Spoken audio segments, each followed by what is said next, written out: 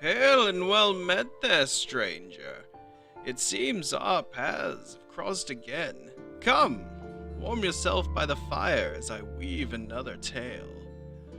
Tonight's story of intrigue involves corruption in a war-torn land built upon lies and deceit by a higher echelon of royalty.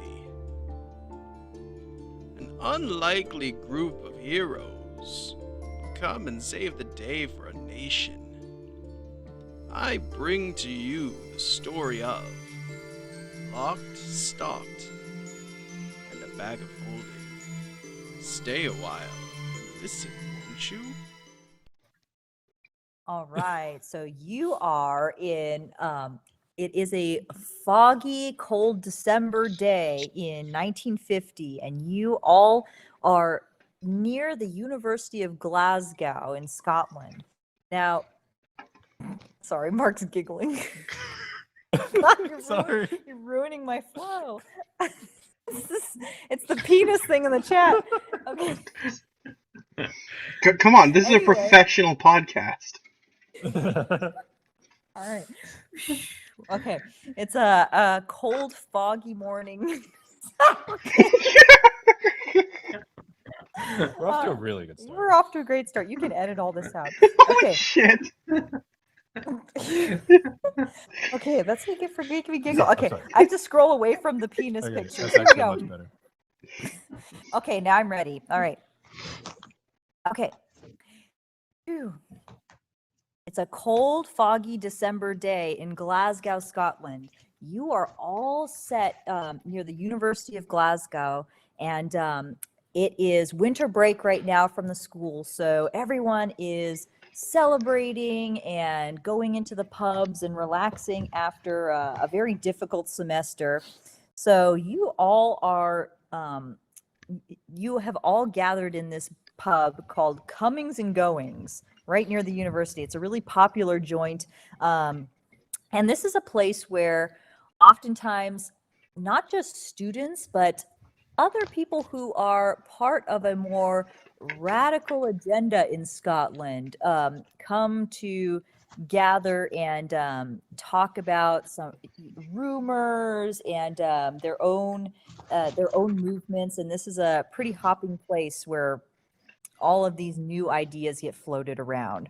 So you are all at this bar on winter break at Comings and Goings, and I will let you guys take it from there. So let's see who we have first. Let's see, Wesley Cunningham. Danny, you go. Hello, it's Wesley Cunningham, the fantastic philosophy major who is trying to become a proud naval officer. I was Cadet Wesley, but then after an unfortunate incident with a minor case of treason, unfortunately, I got kicked out. But I still like to hang around here. I'm still waiting for my court-martial. Yeah, I suppose I am probably in the back of the bar drinking and asking if anyone wants to read some of my communist manifestos. You got Australian at the end. I like that. Right, Watch it; it'll deteriorate. It's always going to Russian. That's what I'm doing, though. Manifesto. It really will. It really will. Richard Cummings, what are you doing in the Comings and Goings? All right, so enter scene. There's a man at the bar wearing a green jumper. For the 1950s, he has an awesome 70s porn stash. Kind of slick back, greasy, medium to long length hair. He's slamming back a pint. Oi! My name Richard Cummings. You feel nasty, you can call me Dick. I'm a janitor at the school. I'll come here and drink my sorrows away. Fuck the British. Sometimes I Fuck moonlight. the British! Fuck the I raise British. my Yeah. glass. Sometimes I moonlight. Give gobbies under the bridge for oh god, what's the name? What was it? I'll give gobbies under the bridge for a quid. I don't even know if quids were in the 50s, but sure. Yeah, you're good. You're good. Also, Oh my goodness. raving alcoholic. Oh, nice. Lovely. Now let's see. Helen is somehow has found herself in the comings and goings. Helen, what are you up to? Oh, my dearie, I'm just at the bar drinking a pint of hard fucking cider. Oh, can you please say that one more time? Ah, yes, me dearie. I'm at the bar having a pint of hard cocktail Good. cider. That is really good. Oh, damn. You didn't tell me you were bringing professional into this. Told you he's good. All right. I'm going to give Jack Mark a turn, but go ahead. Yes. Jack All right. Marshall, what are you up to? All right, my name's Jack Marshall, and I was a pilot in the Second War. And now that I am home, I've everything feels empty, meaningless to me. So I've signed up with the Scottish Covenant Association, and I am chatting up a girl at the bar who does not seem very interested in me, and telling her about why we need to break away from the British. Very British. All right. So we've got the whole All setting right. going. I am going to go up. Is there an empty space next to Helen? Yes, go for it. Would they keep a wide berth, dearie? Oh, excuse me. No, you're a lady, of course. But I just wanted to ask, are you a Mrs. Earl Grey? No, only me bush is known by Mrs. Gray. Oh, okay. I don't know, because to me, you look like some hot tea. A hot tea? Yes, anything, maybe? Ah, sorry, nothing's stirring down there for a while now, me dear. Am I within earshot of this?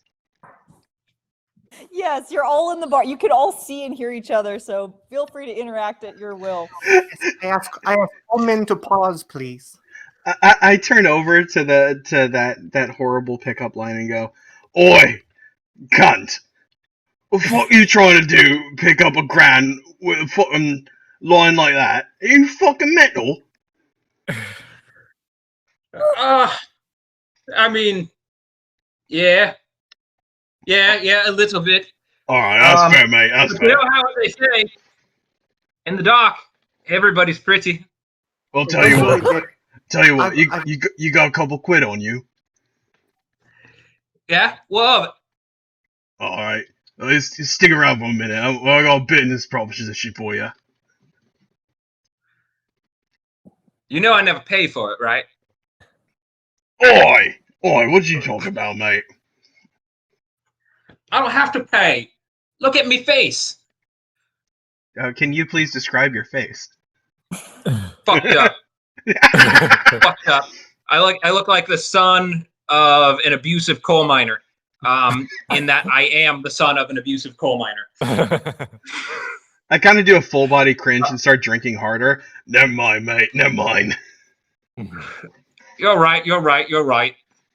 These are serious times. We can't be thinking of leisurely activities like that. Not when the British and the Queen and the royalty are out causing this kind of trouble. We need to be spending this time organizing. Have I told you about the Labour Party movement yet, my friends?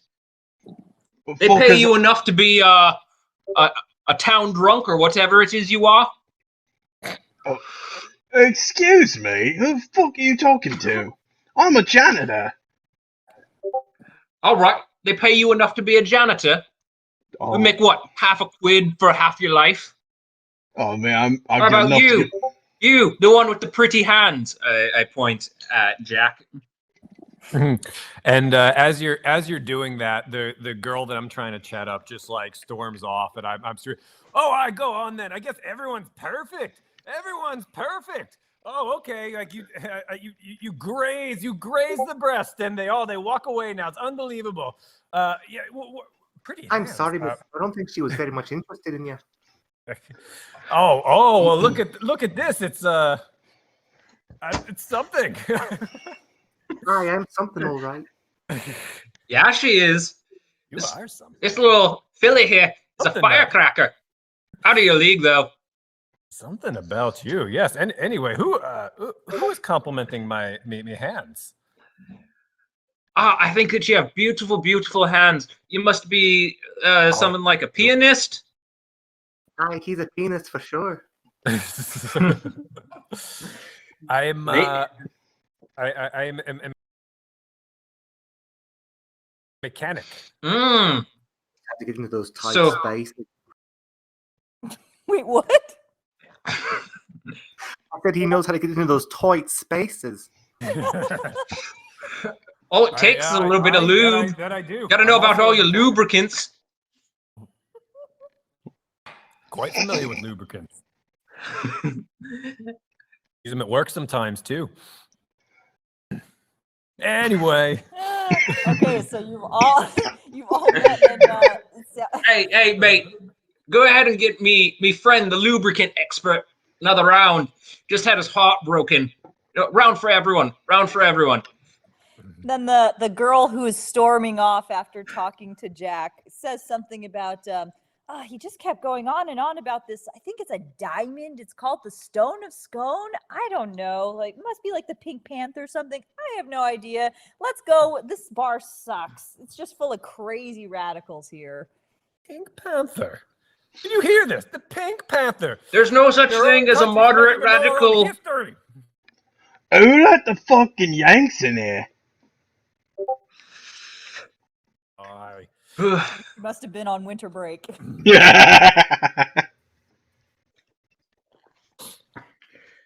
So, how are you trying to? Oh, that really fucked that up. How are you trying to woo the young filly? You're telling her about your stones. I've tried that. Hasn't worked yet. I was telling her about a stone.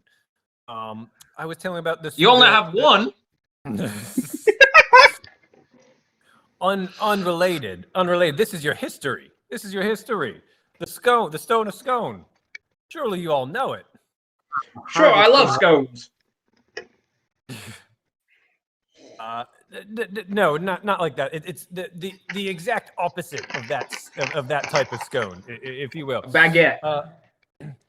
This is a stone that the ancient kings of Scotland would sit on, and it was taken from us. It was taken from us by the British, and we've been living under their thumb for hundreds and hundreds of years, and everyone seems to be okay with it. And I'm trying to rile some outrage, and some people, they're just okay living as subjects and living as slaves. It is how the bourgeoisie try to exert their influence over the proletariat. Don't sit right with me. Don't sit right with me one bit. Doesn't seem all that proper, does it? I'm sorry. What was your name, ma'am? Oh, it's I'm sorry, Helen. miss. You can call me Helen Moorhead. That's hilarious. First of all, Better than Helen Lessed. Helen Moorhead. Entirely Please, right. Helen, That I'm seems- Miss Moorhead. Miss Moorhead. Miss Moorhead, I think it's absolutely atrocious what they've been doing with the scone of stone. Now, tell me, You Mateo, know what? Never mind.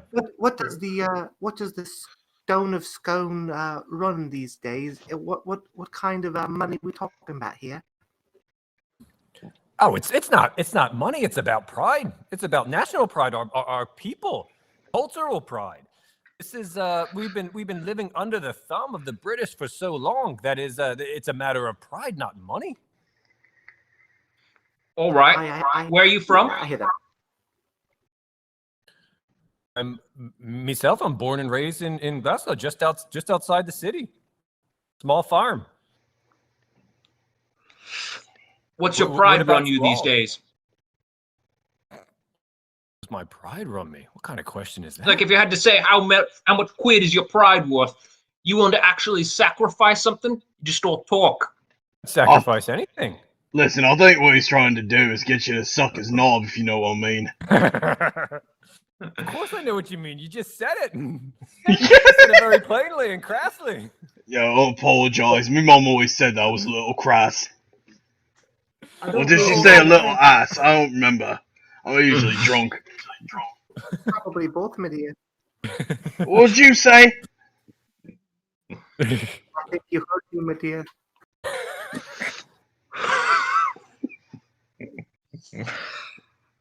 So I go back to drinking. All right. So all of you have introduced each other. Is there anything else you want to add before I give some information? exposit all over our faces. Okay, here we go. So, although it might sound like a stale tea time pastry, the stone of scone is an ancient symbol of Scottish sovereignty. According to legend, the sandstone slab was used by the biblical figure Jacob as a pillow when he dreamed of a ladder reaching to heaven, and then brought to Scotland by way of Egypt, Spain, and Ireland. The rock was used for centuries in coronation ceremonies of Scottish monarchs.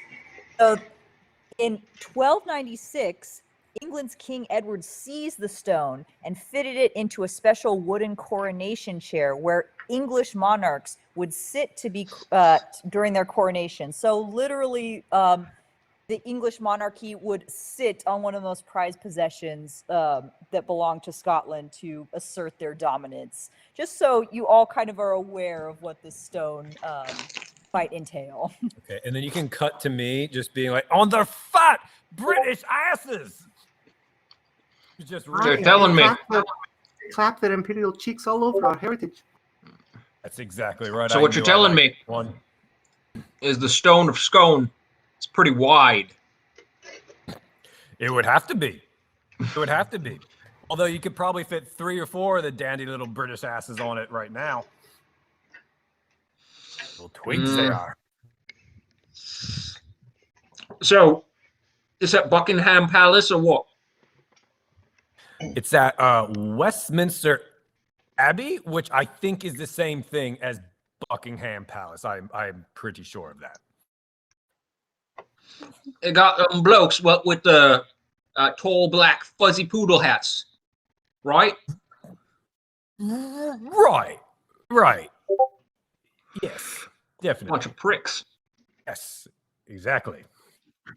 And the clock. Keeping I think down there's a clock there too. Yes, it might be at the bottom of the clock. Right. And then, Right. So, All right, we know what we're talking about. Right. so as you Just guys so are you know, going, yes, Buckingham Palace is the Queen's official and main royal home in London, and Windsor Castle's in Balmoral in Scotland. That's what I As said. everyone who That's what I knows said. their geology could tell you, naturally. Aye, rocks it is. We're talking about a stone, right? It's geology. Yeah. Stones, Where, stones yeah, all where around. we're at in the world. Geology.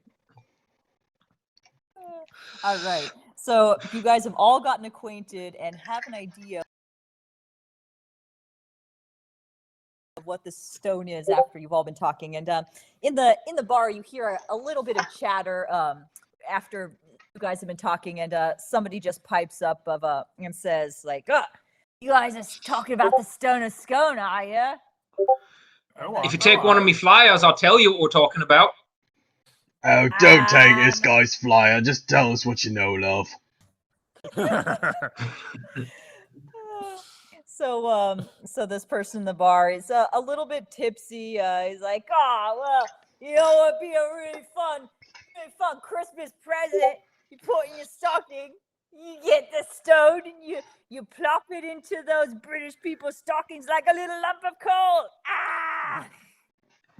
Hey, mate. I What just- kind of stocking do you think he's talking about? It's like a sock? That kind of stocking? Oh, love. That's naive and sweet of you to think that he actually means a real stocking. Like a metaphor? Hey, have you been to college? I have. You know how where you put a bunch metaphors of work? things on top of each other and you arrange them all nicely, like in a college. Is that what I'm talking about? A collage. I push Book back with my bar pictures. stool. I've never been to a collage. So I'm gonna push back my bar stool, saunter, just walk up intimidatingly up to the drunk dude, grab him by his collar, and say, "Oi! If you don't want to get fucking smashed, tell us in plain English what the fuck you're talking about, mate." I guess I roll a d12. Okay, go ahead.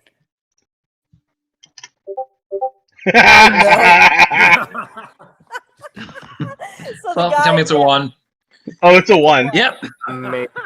So Amazing. the guy is just chuckling and he starts singing, deck the halls with boughs of holly, and then he gets and throws up all over you, and just passes out.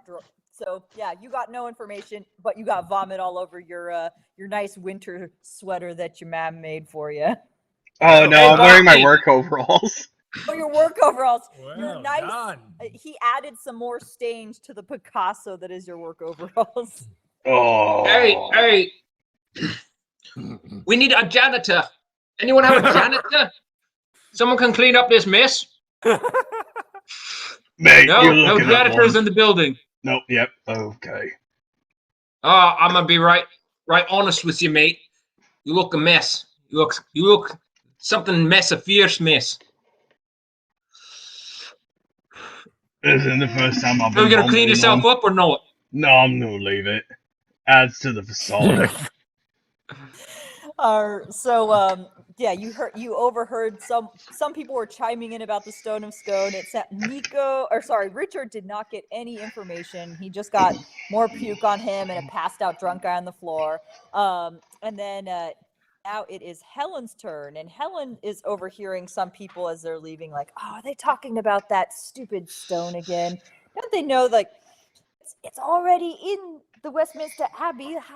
We know that you can't get it out. It's already stuck in the damn chair. It's £350. I'm so sick of all these college kids just all talk and bluster, no action. It'll never come out of there. It's just a stupid rock anyway." Okay, Helen, you have any actions or things you might want to do? So Ellen? for this one here, she's going on about the Stone of Scone, correct?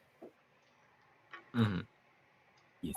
Can I ask about what maybe she wants from the Stone of Scone?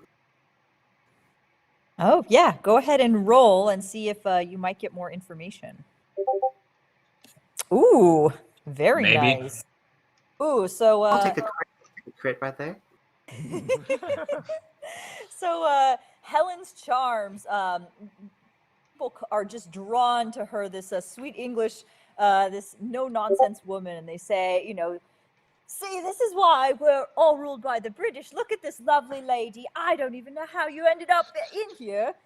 But, I think that the Stone of Scone, it just belongs in Westminster Abbey. It's been there since the 1200s. It should stay there. I don't see any reason why we should rip that stone out. It makes no difference. We're still all ruled by the Queen. God save her."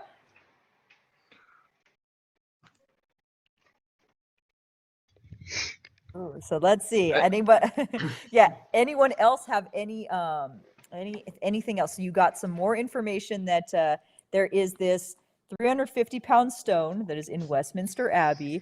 It is a place of contention between British and Scottish people, where Scottish people believe that they should have the stone back in Scotland, and British people think it just belongs in that coronation chair, and the Queen is their rightful ruler and shouldn't ask any more questions.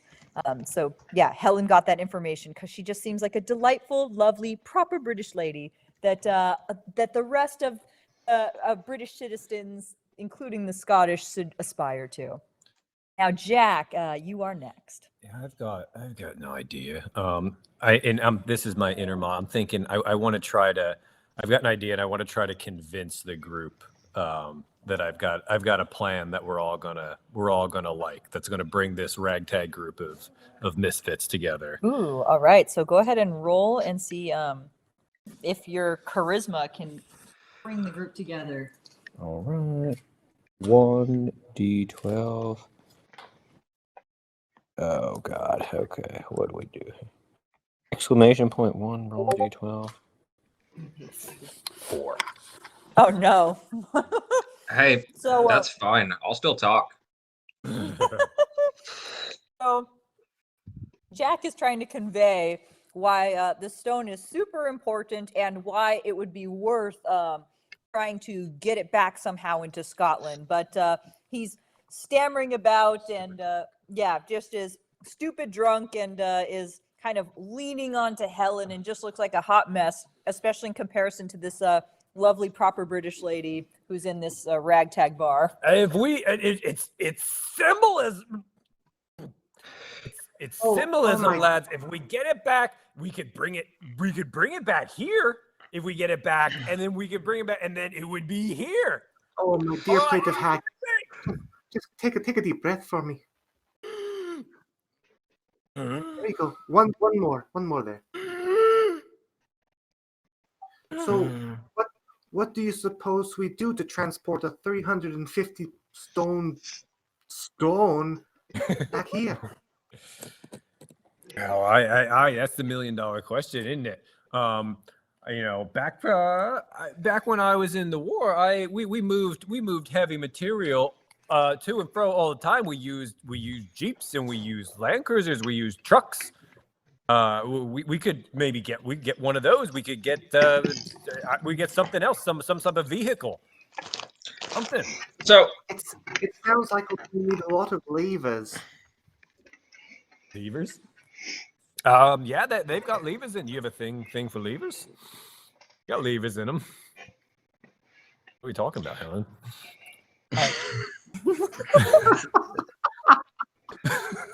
okay, so Wesley, do you have any ideas or things you want to do? Wesley is quite the idea man. So I like what you're saying, Jack. I like the cut of your jib. So I'm gonna ask you this real quick. I think we've started to see eye to eye. I think we've come close. I think we're kindred spirits here. At the end of the day, it's not just about giving the English a black eye. Yes, fuck the English. Fuck the English. Fuck the English. Fuck the English. Now, felt good. Another round, please. It's not merely about giving them black eye. At the end of the day, Scots ought to be independent. So, I think that it's not sufficient just to get it out of here and bring it back to some dive bar. I think we need to make a little bit more of a sign. So let me ask you this, and you be honest with me. Don't lie to me, Jackie boy. When you served in the Royal Navy for the bourgeoisie, were you flying trucks? No, I was not. We're flying a boat. I was flying airplanes, and I was in the Royal Air Force. All right. So we get it in a plane. Oh shit. Yeah, planes. Because this is 1950, and I don't know why I'm saying that, but airplanes can barely hold one person, and they crash like all the time. Like, it is a miracle that I am still alive. Literally every one of my friends is dead. It's fine. I try not to think about it. It's not 1910. Now we understand it's not 1910. Go ahead. Let me go ahead. Let me jump in here for a minute. Yes, all right. Please. So, Richard. A couple years back, little bit about like 4 years ago, I was in the WW1. All right. You know what we really need to do here? Fucking horseback, mate. You're talking about planes. Who the fuck uses a plane? Honestly. You use a goddamn horse. All right. So we get ourselves some horses. We get ourselves some horses. We tie the big stone to it, nick it from the Queen. Bob's your uncle, and we go drink a pint. As if Yeah. y'all want to steal the stone, I say that's what we do. I have a small query about that, my dear.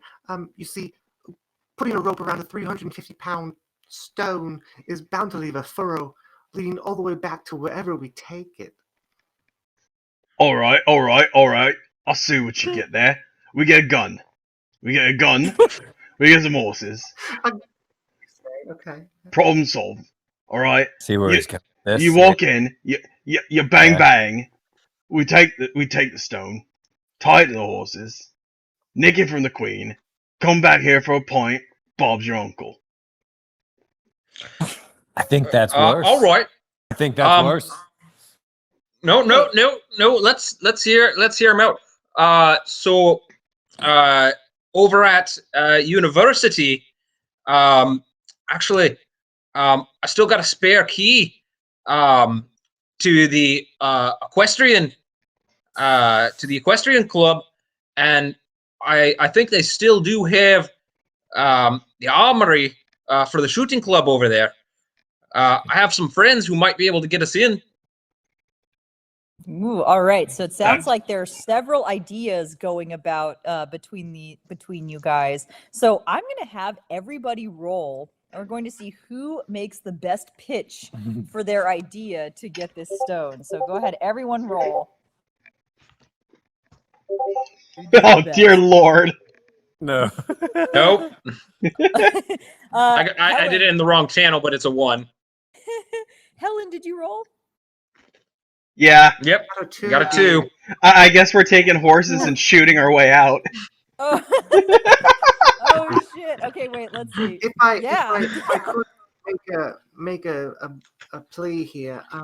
See, I have this bag, and Helen points down to her carpet bag. This bag has a special property where anything that is placed inside it's more of a gateway really to another plane. I think this stone could very neatly fit into my my bag here. Are you saying that we're gonna put the stone in your fanny? I mean, if it fit, dear. I think she clearly said it was a bag. Oh, all right, that's fine. Listen, let me. Can I tell you to look at your bag? How dare you?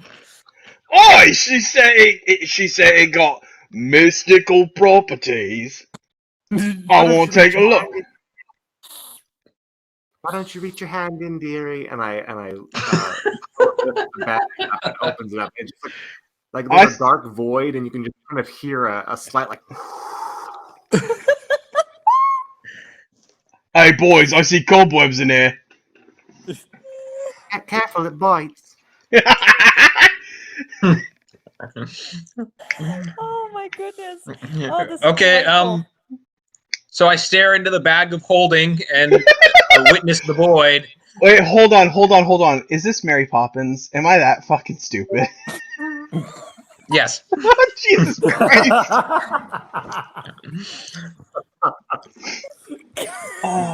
I'm just waiting. Any more different? I'm just waiting for the third act where we're fighting Nazis with an umbrella. All right. So I want to look in the bag. I walk up to the bag and I stick my entire head in.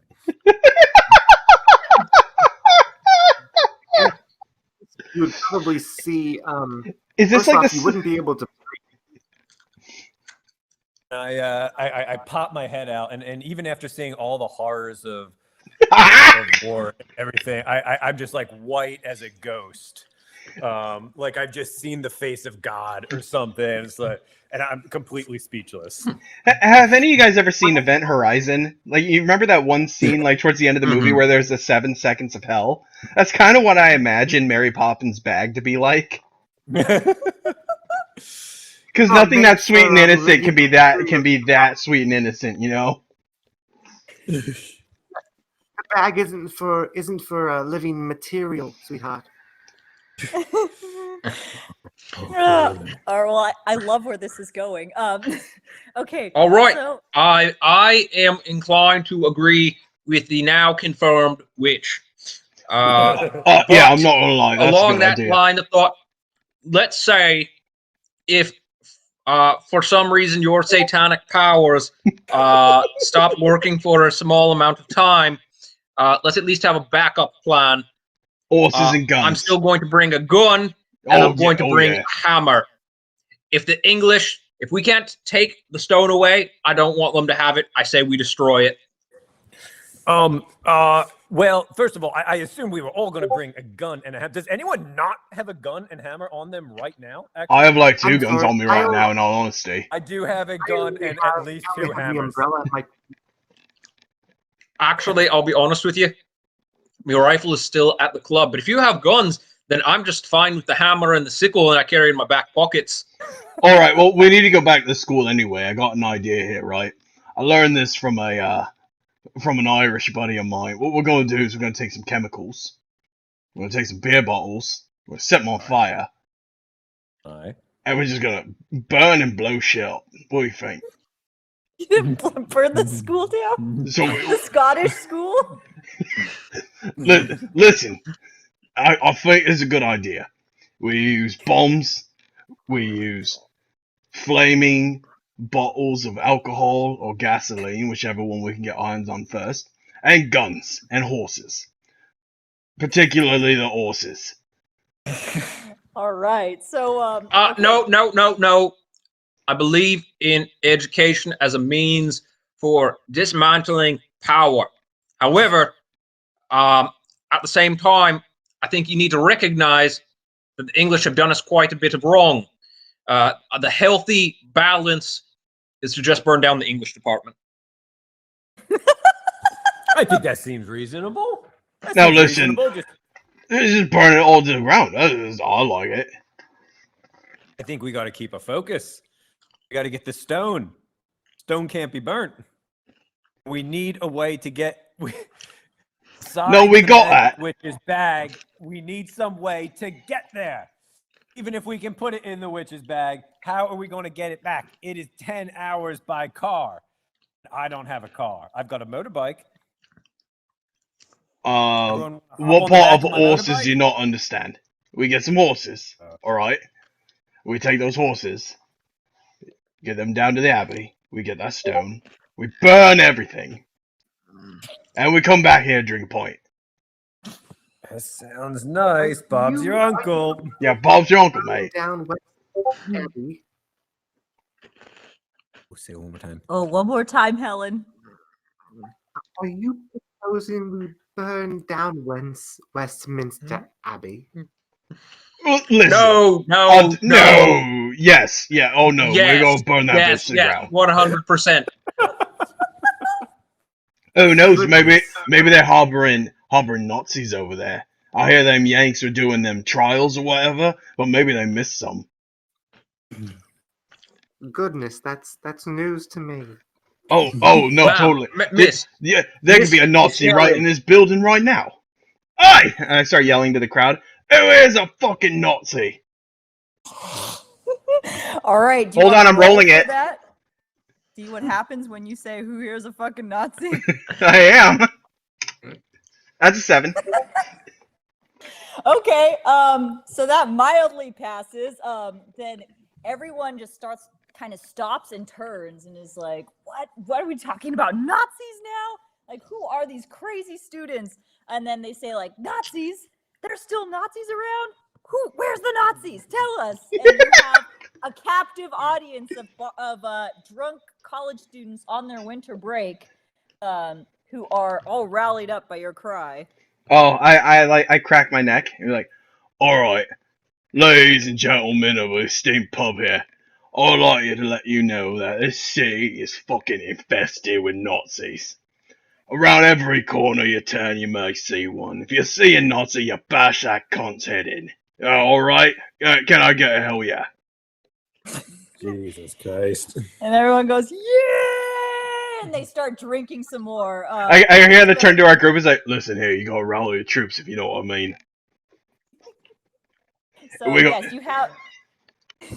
we gonna burn this bitch to the ground. We're gonna need some troops. All right, so you guys may or may not be burning down the English department. I heard that somebody had a key to the stables. It sounds like Jack has an idea of getting a vehicle, so you're not taking horses, which might seem somewhat suspicious, dragging a stone with a horse. So let's see. Where are you guys going to go first? Are you headed over to the school, or are you going to head over to the stables to get horses? I will be going back to my flat to get my old uniform, gas mask and all. All right, so you're going to the school, getting your gas mask. Let's see. And Helen, is there anything that you need before you guys start setting out on your adventure? I have me umbrella, me pair-headed umbrella, and me bag, so I think I'm good to go. All right, Helen's a light packer. Jack, is there anything that you wanted to pick up at the school, or are you heading to the stables to get horses to go somewhere to get a vehicle? What are you doing? I am absolutely not heading to the stables to get a horse. I know a place where we can get a vehicle that is suitable to transport this this historical artifact. Who would like to come with me to get my non-horse mode of transportation? As I'm walking out of the bar, I was like, "You only access to shotguns, mate." In fact, where I'm going, there are plenty of shotguns. Yes, All might right, get a as little long more complicated. all right, as long as we swing by my flat first, so I can get my uniform, then I'm down. All right. All right, Wesley, is there anything that you wanted to do before you guys set out?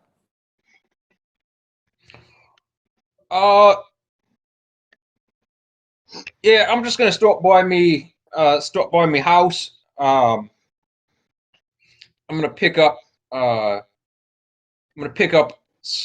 thing. Don't worry about it. It's gonna be all right. All right, so you all it sounds like you're all getting your things collected, and we are planning to go towards getting acquiring a vehicle that is large enough for you guys and large enough to carry a 350-pound stone. So it sounds like Jack has an idea. All right, everyone, you Jack, guys go get. where should we meet up with you? Was that?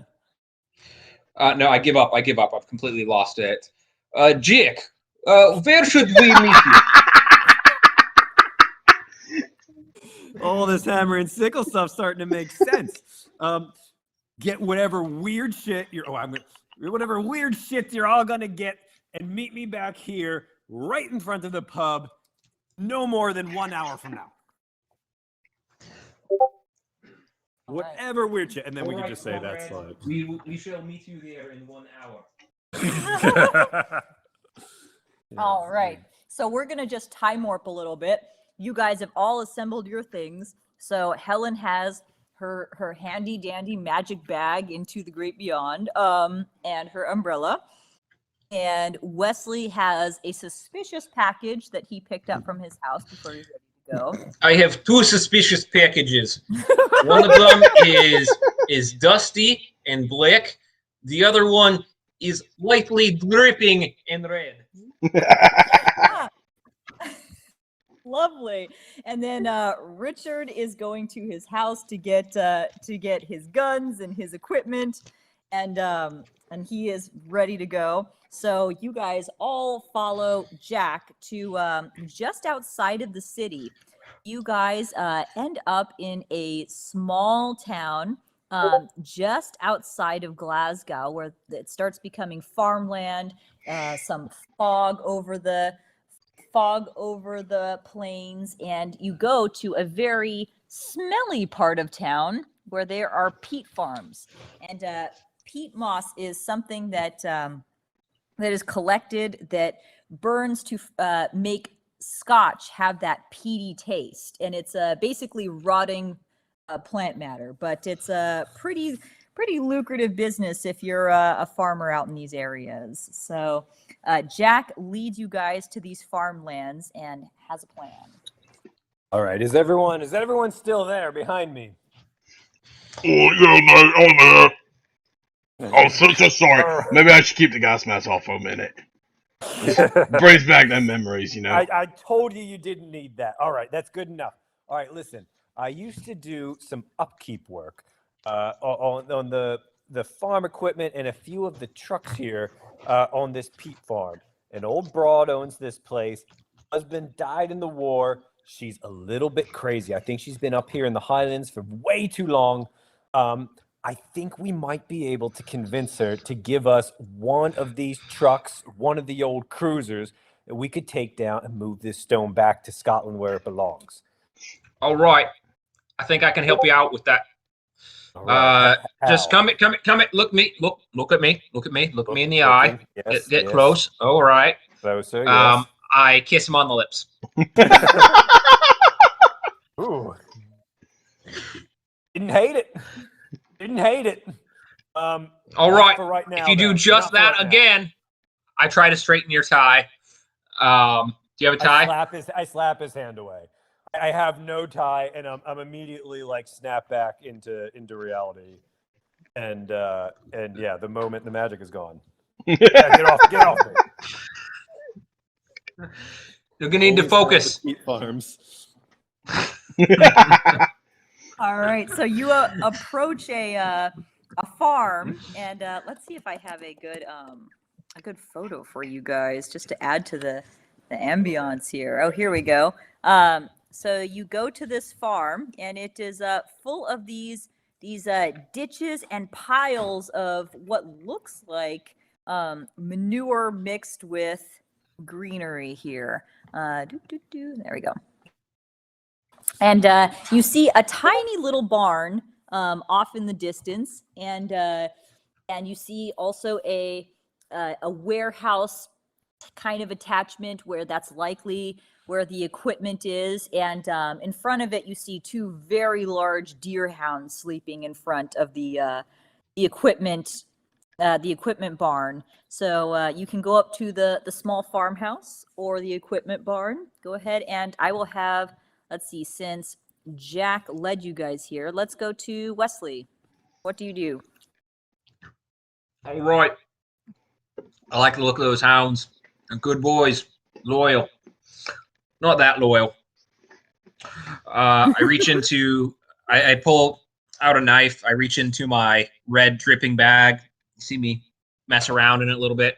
And I take out a couple small cuts of nondescript meat to toss to the dogs. All right, go ahead and roll and see how they if they accept your offering. And they eat me, thus distracting them while you guys can continue. Oh no! Wait, where's the dice here? I put it actually in don't see- general. I got a 6.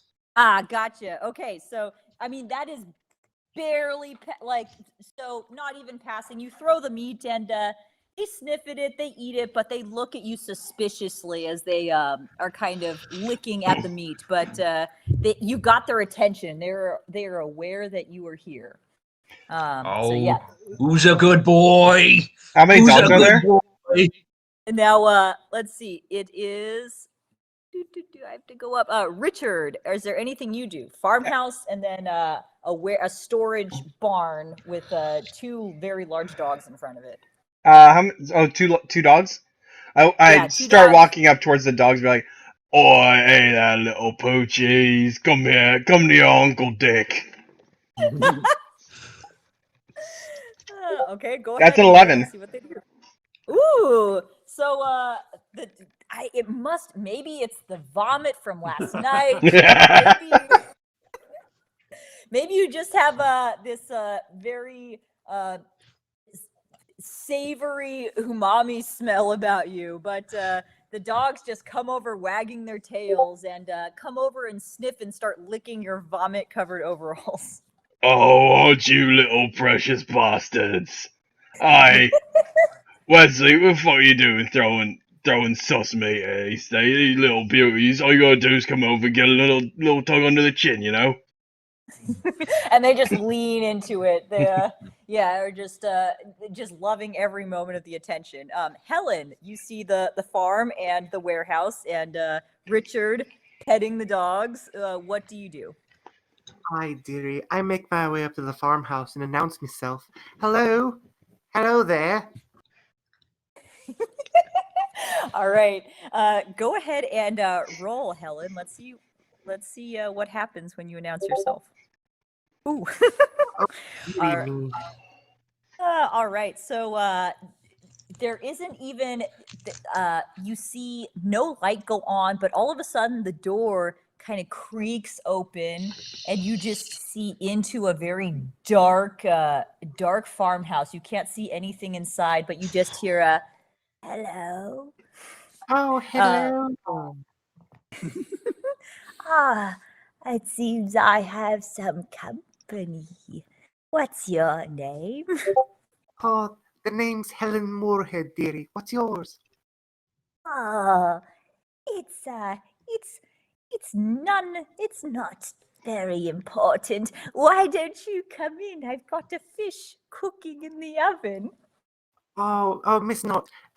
Do you mind calling your dogs over? They appear to be massacring me friends.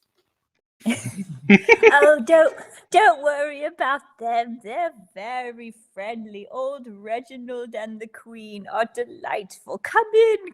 And she starts kind of scooting you in. And Helen, you are so polite that you just let her drag you into the dark house. Thank you, Jack. dearie. Boys, please come along. I follow quickly behind because I have met this woman before. I have a relationship with her. Mm-hmm. And go ahead and roll to see how she receives you. Ooh. Hello there, Miss Ladyfingers. How are you?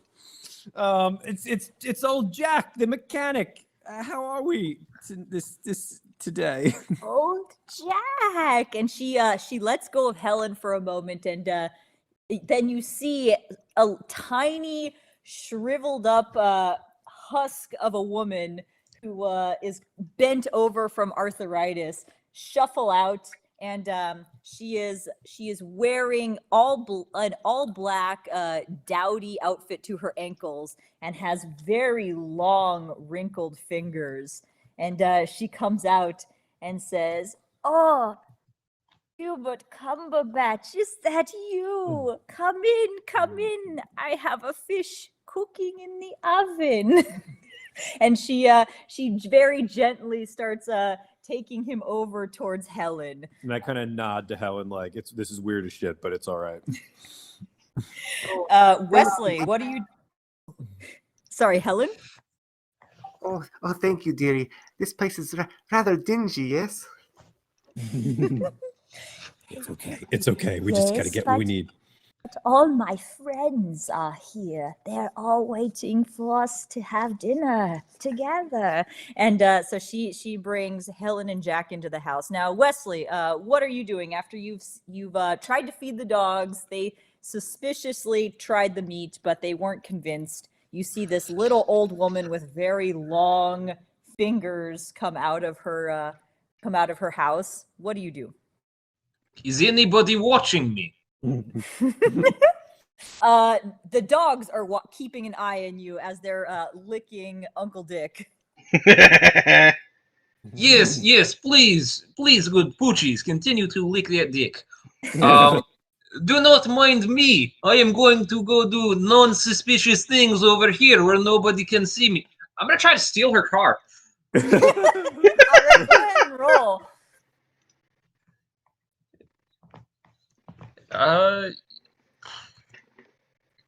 Nope. That's a picture.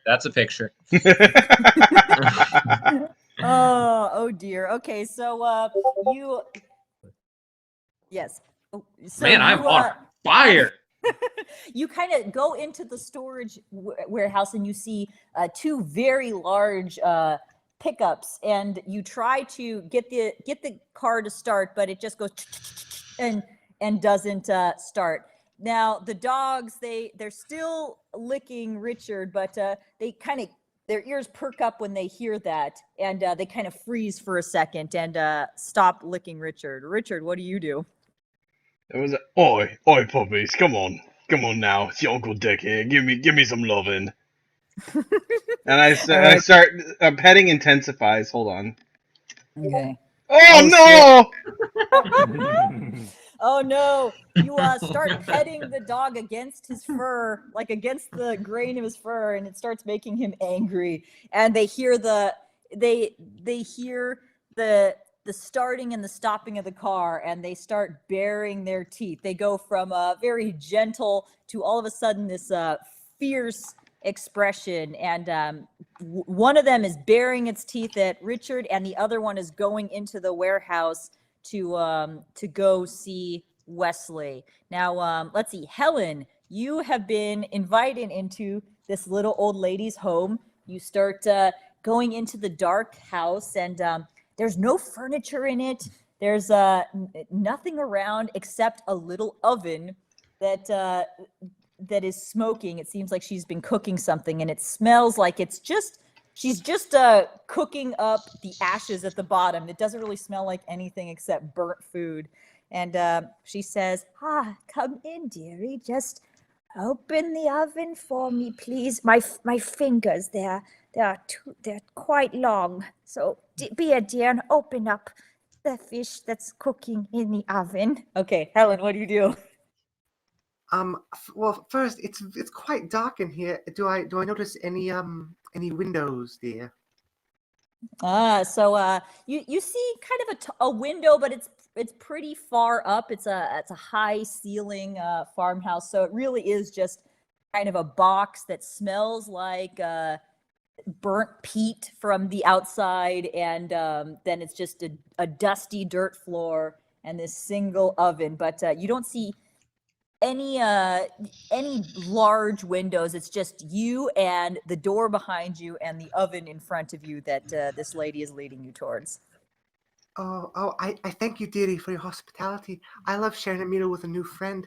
And as Helen makes her way towards the oven, I'm going to reach out with my parrot-headed umbrella and open the oven with that from a good distance away. Okay, go ahead and roll. Oh, nice. So, yeah, you very gingerly bring out thank Christ. Yes, so you're successful. You take the little beak of the parrot and you pull open the oven, and you don't see any food inside. What you see are some little finger puppets that seem to be kind of crisping at the ends and curling up. But it's just some finger puppets. You see one that looks like it might have been the Queen of England at some point, and 4 little corgi finger puppets. And the little old lady goes, yes, see the fish, it looks delightful, doesn't it? And yeah, you immediately know something. Oh, go ahead, Helen. Are these friends of yours, dearie? Yes, these are my friends, Hubert Cumberbatch and Marjorie Stewart Baxter, the Queen and her little dog friends. Oh, go ahead, That's Helen. a lovely fish bait, my dear. Yes, thank you. I hope it's coming across. I don't know if any of you remember this friend from old Flash videos, Salad Fingers. I was gonna say, yeah. Is this Salad Fingers? Yes. All right. Esquire. Yeah, so that's the vibe you're getting is this lady is unstable. She's lived here a long time without her husband, and it looks like Helen safely kept her distance from this oven where she is cooking little sock puppets on a little pile of ashes at the bottom of the oven. Jack, what do you do? So, fish looks lovely. Listen, Mom, the reason that we're here is we wanted to let you in on a little plan, little thing that we're doing, and maybe hope to get some of your help. And I try to explain to her situation and what we need from her. Okay, let's see. Yeah. Roll. Oh. Lovely.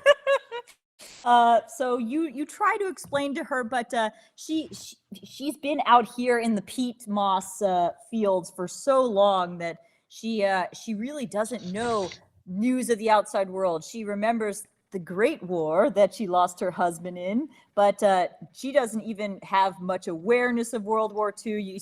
It seems like you're just talking right through her, and she leads you. Would you like to help me with the fish cooking in the oven?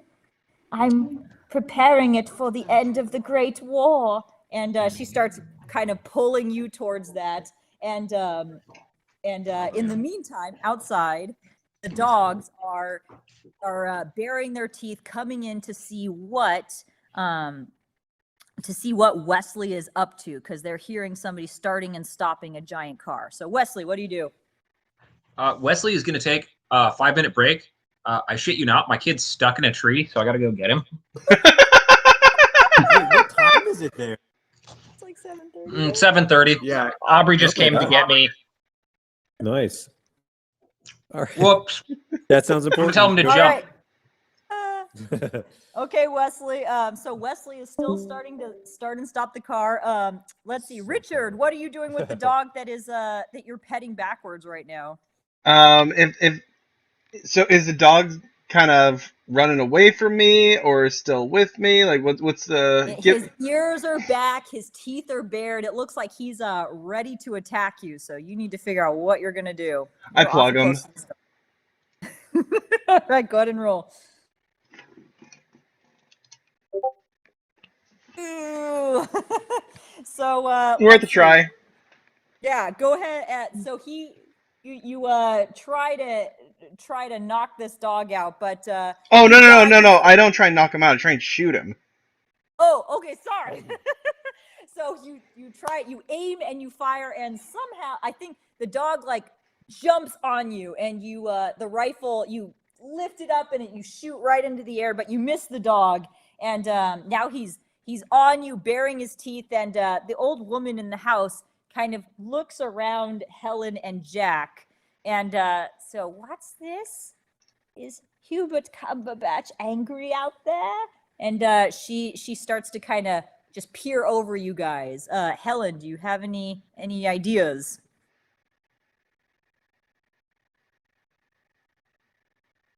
Oop. Helen. Maybe Helen's on a break too. Apparently. All right. Well, since Danny is helping his kiddo get out of a tree, and Helen is not here yet, we will wait. I'm Helen. sorry about that, dearie. My apologies. What was it you needed? Oh my gosh, you're totally fine. So the little old lady is hearing the dogs freaking out outside. She kind of looks over your guys' shoulder, and she's her eyes narrow, and she's starting to look a little bit suspicious. She looks at the dogs, and she peers up at you, and her demeanor starts to change, and she's no longer has a friendly countenance. So what do you do, Helen? Oh, dearie, did you see what I brought? I put a present for you. A present? Okay, go ahead and roll the dice.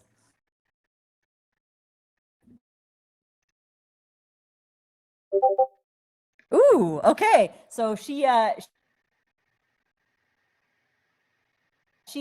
looks back at you with eyes wide and goes, "A present, you say?" And she wants to see what you brought. Hello. Helen is giving the old lady a present, so she's distracted by not going to check what what is going on with the dogs. Richard tried to shoot a dog. She somehow missed the gunfire, and she's being delighted by a present that Helen gave her. Okay, Helen, what's the present? Well, I reached my hand into my bag of holding. I mean, me Gladstone bag. I mean, me carpet bag. And I rummage my hand around it, and I pull up the first thing that comes to me hand, and it just so happens to be a warm brass candelabra. I said, "Oh, me dearie, I figured you could use some light, so I brought you this dear warm brass candelabra for you." She's delighted by it. She goes, I haven't seen one of those since the Great War. And yeah, she loves the candelabra. She brings it over to the oven and sticks it on near the hot coals at the bottom and lights it. And the house is illuminated. And I arrange them on there. What's that? I pull out some candles and I arrange them on there and light them for her. Oh, how nice. Thank you. So the house is illuminated and you realize that the entire floor is covered in peat moss and a thin layer of ash. And yeah, you're starting to feel just a little uncomfortable, but the lady seems appeased and she hasn't heard the gunshot or her dogs outside. And she's just staring at this glowing candelabra like, oh, what an absolute delight. Jack, what do you do? She's transfixed by the candelabra. I try to I try again to kind of like plead with her and get her to at least like agree to let us rummage around in her shed and see if we can like maybe find something useful. Diplomacy. Okay. Oh dear. This group knows no diplomacy. So the candle, she starts hearing this talk about something about rummaging through her things, and she thinks, oh, not my dear husband's things. Why would you take his things? He's coming back from the Great War. And the dog that Nico tried to shoot and leapt onto him, he hears the distress coming from the house, and the dog starts heading over towards the house, towards Helen and Jack. Wesley, what do you do as you're trying to start up the car? There's a dog sniffing for you in the barn. What do you do? I'm gonna try to start the car and run the dog over. Yeah. Okay, go for it. Oh yay! Sorry, buddy. So you hear a and you get the car started up, and you roll forward, and then you just hear it go ka-thunk, ka-thunk. And yeah, that dog is dead. So one dog is down, and you're starting to drive that car out through the barn. Okay, Richard, what do you do? I'm gonna shout to Richard if that's okay. Yes, go. Get in, losers. We are headed to Glasgow. If I do that, I run to the car. All right, so Nico heads over to the car. I don't think you need to roll for that. And let's see, Helen, you hear a dog coming towards you guys in the house. The old woman seems distressed. She's starting to hear, is that an engine? Is that my darling coming back from the Great War? What do you do, Helen?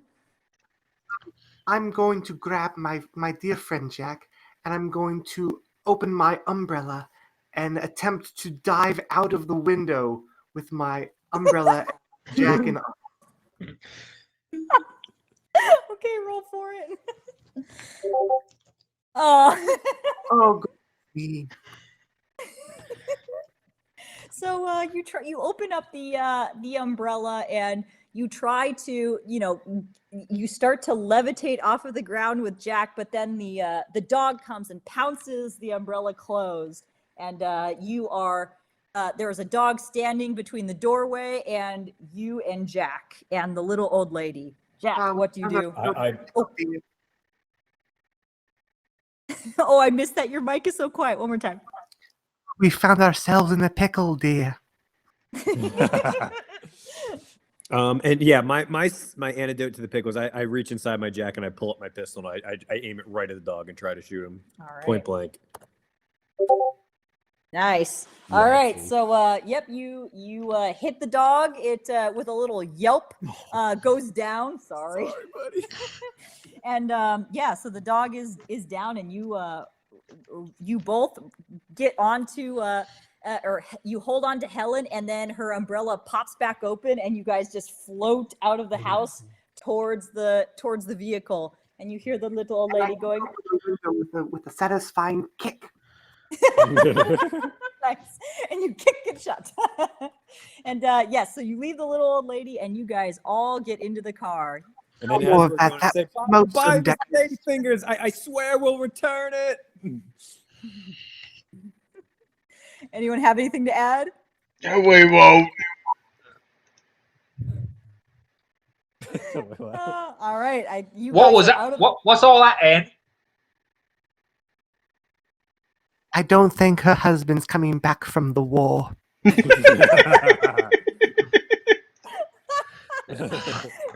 good one. Well, that's Okay. a damn shame. Uh, Bloody So- hell. all right, so we're gonna warp and fast forward.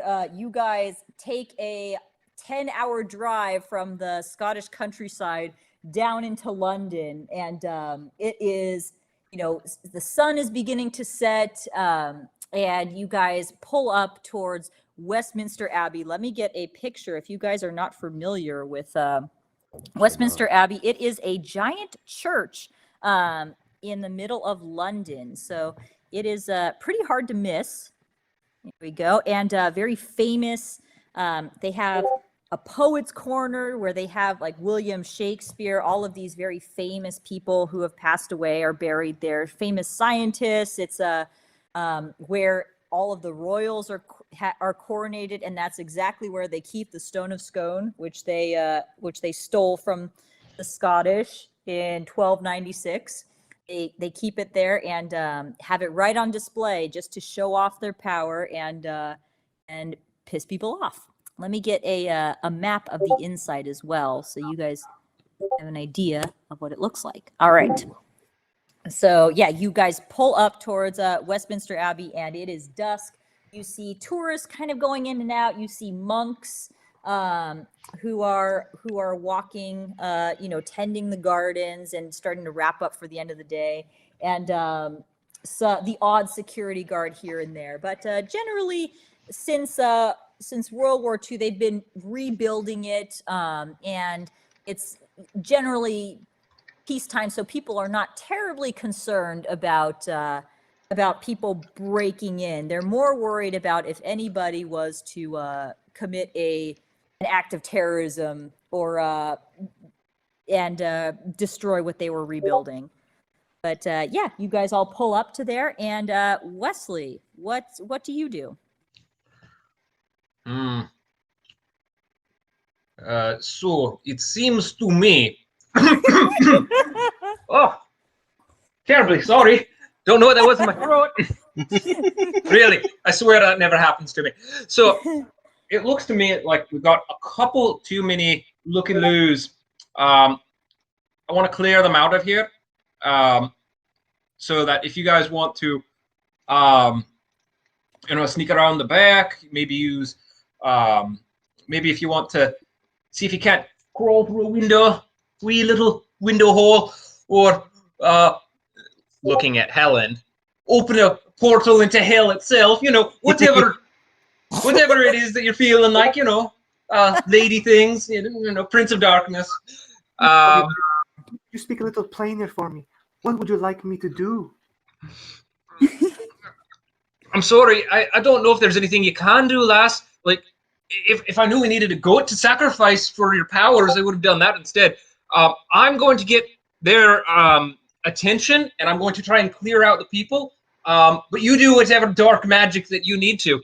And then I am going to go to the loudest. I'm going to go towards all the random people, and I'm going to start asking them if they want to talk about politics and philosophy and see if that clears them out.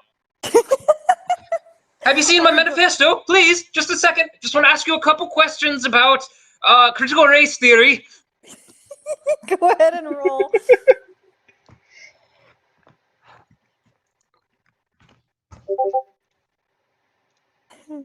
Okay, let's see. Oh, so They're fascinated.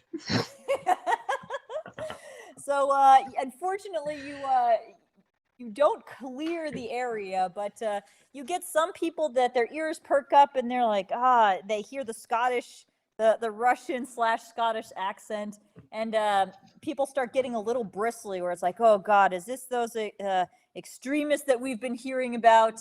But people generally, they're starting to, their ears are perking up, but it's towards the end of the day. The abbey is beginning to close, so they're all staring at you, but not really. You're not raising too much suspicion, other than just seeming like a town crazy. But you don't make anybody move or leave their place. Now, let's see, Richard, what do you do? Hmm. So, do I see any like guards or anything? Yeah, so around you see some security guards here and there. They're mostly at the big entrances. There is a west entrance, that you can see. Yeah, west entrance, and then there's also an entrance at the north. And you see a couple people there, but it's mostly nobody's worried about any major things. It's almost Christmas time. It's end of December. There's people coming in and out to worship, and they're mostly there just to handle tickets and just make sure that there's no riffraff. But yeah, you see just a couple guards at the entrance. Okay. I walk over to the guards. Okay, walk on over. What do you do? Like, I mates. I'm gonna level with you. You ever heard of the Red Menace? There's some bloke over there spouting some weird propaganda shit. He's getting everybody all in a tussle. I think you might need to go take a look, maybe straighten him out. You know? All right, go ahead and roll. Okay. See if they are persuaded. That is not the dice menu. That is an 8. Ooh, nice. All right. So they hear and you have that lovely familiar English accent. And, yeah. They say, "Oh, some extremists coming around here trying to make a fuss right around Christmas." And they start to kind of walk over, and you seem cool. They're not worried about it. You don't look like a commie ex-college student from Scotland, so they start heading over to the guy spewing out propaganda about his manifesto. Helen, what do you do? Well, shit. The door is there isn't a guard. People are starting to kind of there's some people here and there, but it's kind of clearing out for the night. I'm going to open my umbrella, and I'm going to guide the rest of us away towards our goal of the stone. All right, so go ahead and roll and see where the umbrella takes you. Oop, So close. one more time. Ooh, nice. Wow. So that umbrella, like a weather vane, points towards the poet's court, the poet's chamber here, and that's where it's telling you or indicating that that is where it is being kept. And you see the place is starting to clear out. It's becoming dark. There's a few monks starting to, water the plants and retire for the night. There are no guards because I don't know if you heard, Wesley, they are coming over to see what the fuss is with you after Richard told them to go check out this crazy guy talking about a manifesto in the yard. So yeah, Helen, you get scooted over towards the poet's chamber there. Now, Jack, what do you do? Now, is Helen kind of like walking in there, or is she just kind of like her umbrella just pointing there? Her umbrella is pointing, so yeah, right, you can be walking there, or All right, I'm gonna kind of like bring her along with me and say like, all right, come on, like let's get in right now while the getting's good, and I'm gonna try to shuffle the two of us in while the guards are distracted. all right. Wesley, what do you do as the guards are coming over, going, excuse me, sir, what is all this fuss here right now? As it's Christmas coming up, and you're talking about some manifesto in the middle of a church. Oh no! You have to understand me. Me fine friends. It's fine. It's not really Christmas time just yet. You see, yeah, your false Lord and Savior, Jesus, actually, yeah, he was not born around this time. This is actually the winter solstice. Put the Saturn back in Saturnalia. Put Saturn back in Saturnalia. I don't know what I'm trying for that. That's what I'm doing. I Okay. am sufficiently distracting them, I guess. Sure. Go ahead and roll. Oh wow. So yeah, they are agitated, confused, intrigued, and say, "All right, this rabble rouser, we need to bring him off the grounds here." So they take you by the shoulder. All right, he's just a town crazy. Something about winter and sassafrasalia. I don't know. Some weird Scottish drink, I'm sure. He's just had too much. So they're kind of leading you off of the grounds, and go on with the other tours. Westminster Let the Abbey's ruling close, classes tremble at the communistic revolution. The proletariats have nothing to lose but their chains. We have the world to win. Jesus isn't real. No one's born on purpose. All right. Come on then, friend. Let's just get you over here. Yeah, sure. Something about the portobellos and all that. Yeah, lead you off of the grounds with the rest of the tourists as things start to quiet down. Richard, what do you do? So Helen and Jack are in Westminster Abbey. Wesley is getting led away by the security guards. What do you do, Richard? I'm gonna start making my way into the abbey. All right, so you head on in. You see several chambers. It's a beautiful building with these stained glass windows. It's getting dark, so you just see the soft glow of these alabaster statues of famous scientists and poets and people from the church. And you see out of the corner of your eye Helen and Jack being led by a mystical umbrella towards the poet's chamber, where you see a statue of Shakespeare, where all of these different people are buried or their ashes are kept. And there you see it. You see a chair that's a wooden chair, and then at the very base of it is a little rock stool. And you realize that right there is what you were looking for, the Stone of Scone. Catch up, Dick. Alright, mates, I think we found it. Oh, Richard, shit. Where'd you come from? Don't worry Came about up it. for Don't an worry interview. about it. I think we got a problem though. I may throw Polly Wesley under the bus a bit. Oh, wait.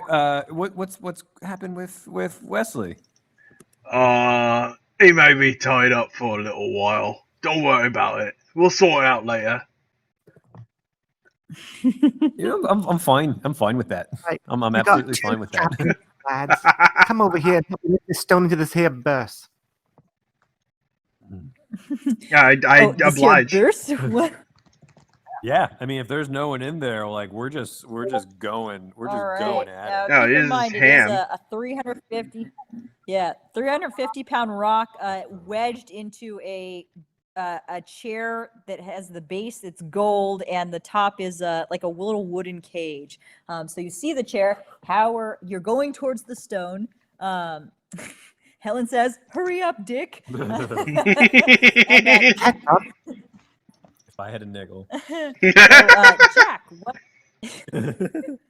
what do you do after you see this chair? And it's generally getting pretty quiet. You guys are surprisingly, nobody has. I guess the guards must be busy with something going on outside. But yeah, there are no guards around, and the tourists have all retired for the night. And what do you do? All right. So I usually I usually have a little pry bar with me because I'm a mechanic and all. Yeah, and I think that's what I want to use to kind of wedge it out of this thing, and I'm going to check my back pocket to see if it's still in there. Okay, let's see. So checking what you've got on you. Yeah, a tool to kind of wedge it out. Well, yeah. So you don't have a very useful pry bar. Yes, you've got maybe it fell out of your pants as you were running away from Salad Fingers farm lady, or maybe it fell out of the car on your travels. But you find that you've got the car keys, and you've got a bottle opener, and kind of a rusty a rusty older knife. All right, I'm gonna. Oh wait, do I get to choose now what they want to do with it? Yeah, go for it. All right, I'm gonna say absolutely fuck that beautiful wood carved thing. I'm gonna take my rusty knife and start carving the edges off of it so I can pry the stone out.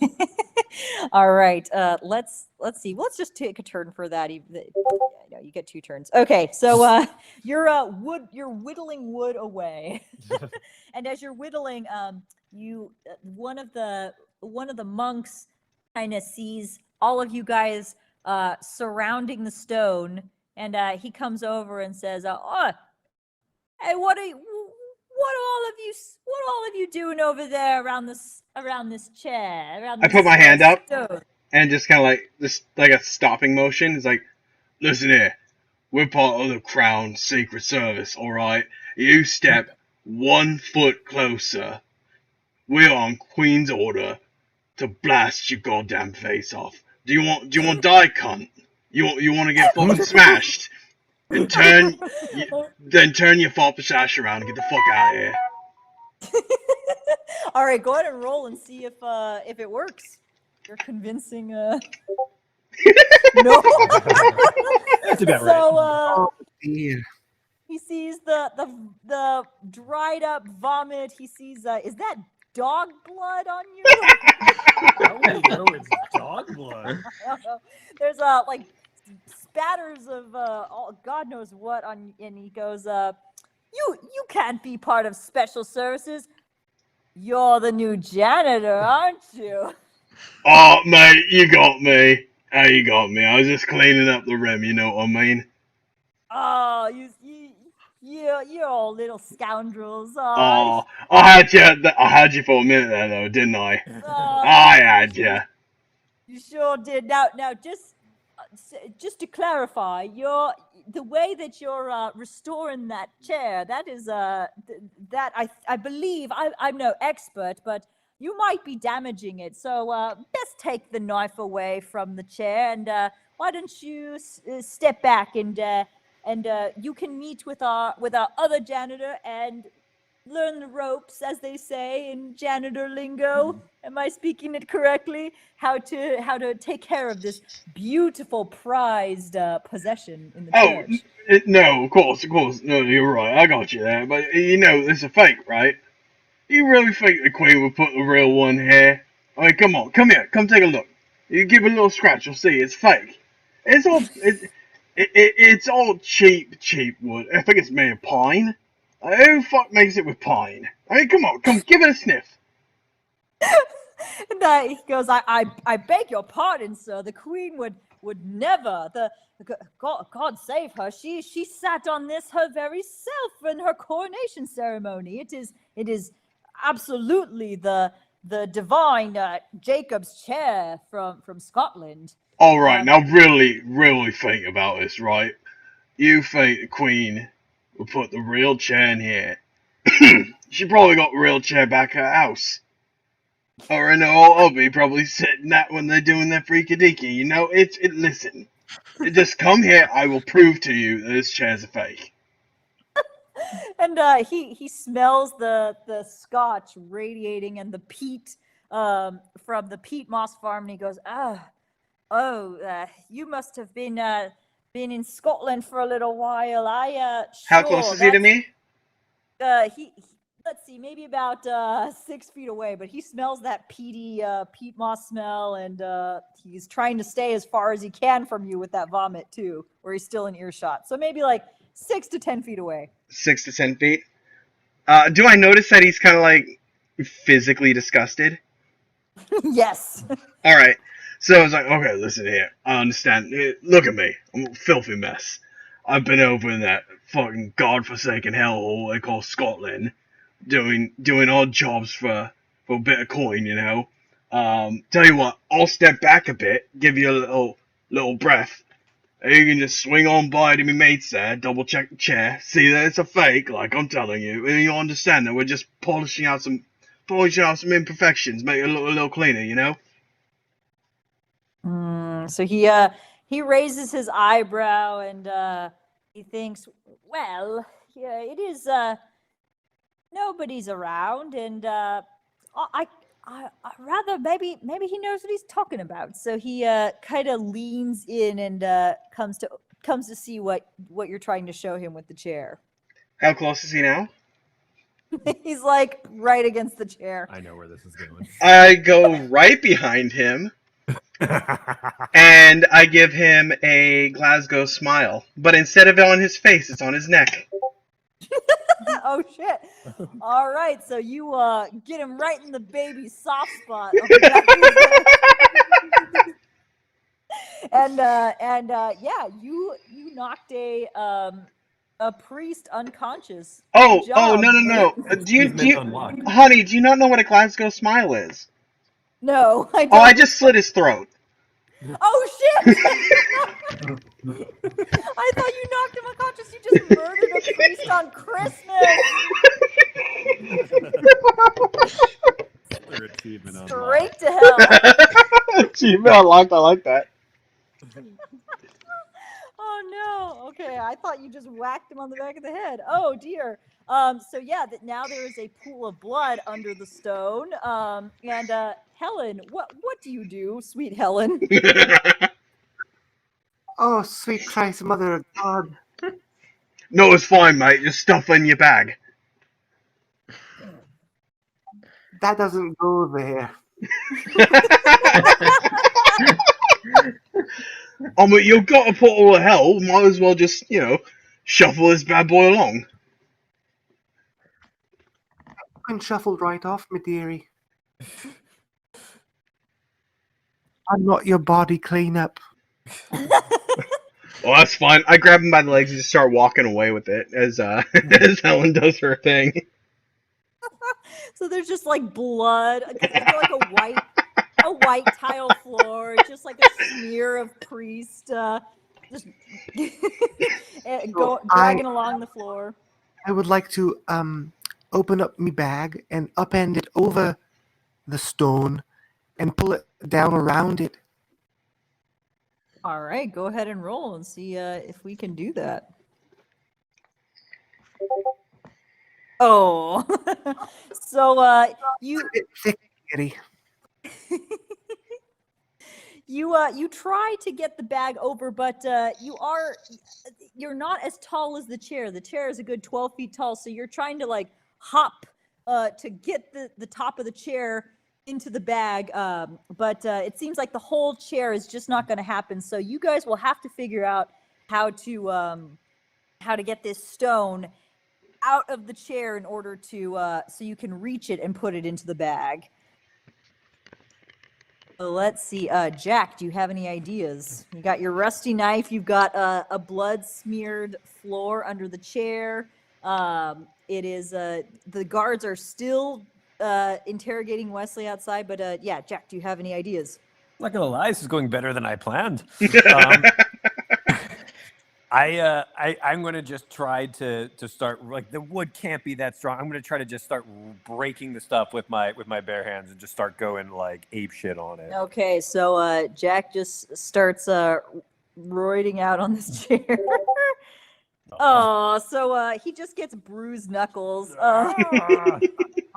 Calm down, really. dearie. So now Wesley is still outside. The authorities scooted him away, shuffled him along, thought he was drunk, and yeah, they go back to they're both just kind of absentmindedly standing by the doors of the church now. And Wesley, you are outside, just on the lawn where they turned you away. What do you do?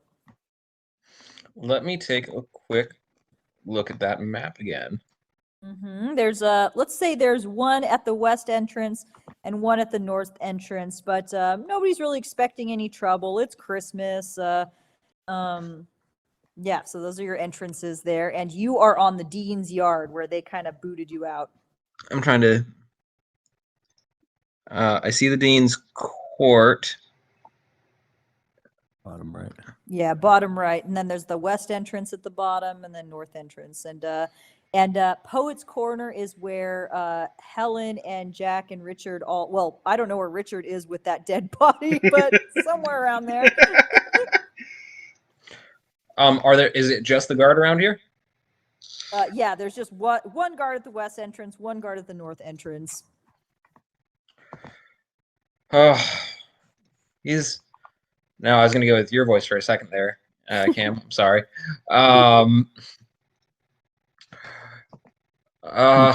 Me lads. I tried to explain to you. I tried so hard, just to try and get you to understand, but for some reason it just isn't coming through. One day I hope you're able to find some peace in your hearts and realize that patriarchal society maintains its ascendancy by making strong women look threatening so they can empower cishet white men like us.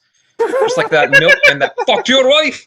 And then I'm going to ram the truck into the guard in the gate. Oh shit! Okay, go ahead. So woke for 1950. Or not well. Hey, all right. You barely. So, yeah, you with there's still like some dog hair on the grill of the truck, and you ram it into the guard, and he goes down with a thunk, and you hit the door, and it starts to splinter. It's a little bit of a softer wood, so one of the doors splinters and kind of leans over.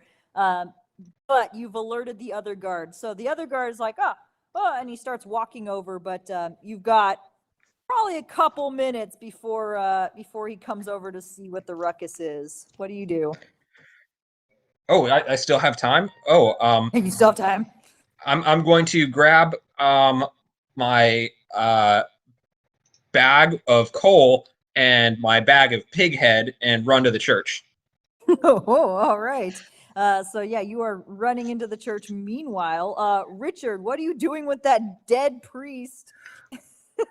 So I'm looking for a janitor closet. Okay. You gonna throw him in the janitor closet? Yes. I rolled an nice. 8. I'll probably grab a mop and a bucket while I'm at it. All right, so you just kind of like haphazardly toss the priest in, you grab a mop and bucket, and you're kind of like starting to clean up your tracks. Is there anything else you grab while you are over in the janitor closet? Do I find any chemicals? Let's roll for it. Okay. Ooh, all right. Yes, you do. You find some lovely. God, I don't even know what they would use to clean. Is that nitroglycerin, honey? Hydrochloric acid. You get to take your pick. There's just drums of everything that you could have possibly wanted. All right. Well, being as I'm a janitor, I would know exactly, probably due to human error, which would melt a body and a chair. So I fill up the bucket with both of them. Oh, nice. All right. So you're taking the bucket of chemicals over to the chair, or are you dissolving the body, or both? A little bit of both. I'm just gonna pour some of the chemicals on the body, mainly the face area, and I'd take. People had ID back in the 50s, right? I'm sorry, dearie. He's still wearing priest robes. No, you're not here. I take out my identification card and I tuck it in the priest's pocket and then dissolve the face. And then make my way back to the chair. Oh, my Glasgow University yes. identification card. Whatever ID I would have on myself, I'm gonna melt the What? face of the dude, put my identification in his pocket, and then carry that bucket and mop of chemicals with me down to the chair. Jesus. Okay then. So yeah. This ain't my first rodeo, mate. So yeah, Richard is bringing over some chemicals, and Helen, you see some bubbling going on in the priest's face out of the corner of your eye. And you see Richard coming over with a bucket and a mop. What do you do? Oh, is that for me, dearie? Oh yeah, mate. We're gonna use this to melt the chair, get the stone out. Then you put it around your bag. Oh, that might be a good idea. All right. Is there any actions you want to do, Helen, or are you kind of waiting to see what happens with these chemicals? I'm Or do going you- to grab that bucket of acid and I'm going to dump it right around it. Give it a good lube up. All right, Helen, go ahead.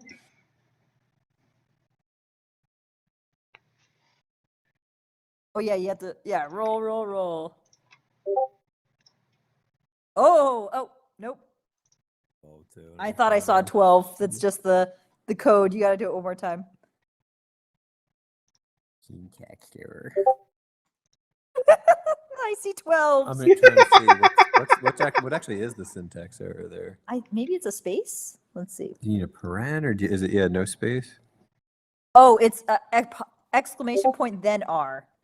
So you have the R and the Oh, exclamation I point see, yeah. reversed. Hey, all right. So yeah. Put it in Helen- one, dearie. With grace and finesse, Helen takes the bucket and splashes the top of the chair, and the wood starts just curling over, and the gold at the bottom, she splashes it along there, and the gold starts bubbling and dissolving. So the chair is beginning to crumble. Yeah, do you want to scoop it up in your bag yet, or up to you, Helen? I'd like to scoop it right into my little bag. All right. Go ahead and roll one more time. Let's see how successful you are. Goodness again. Goodness again, yes.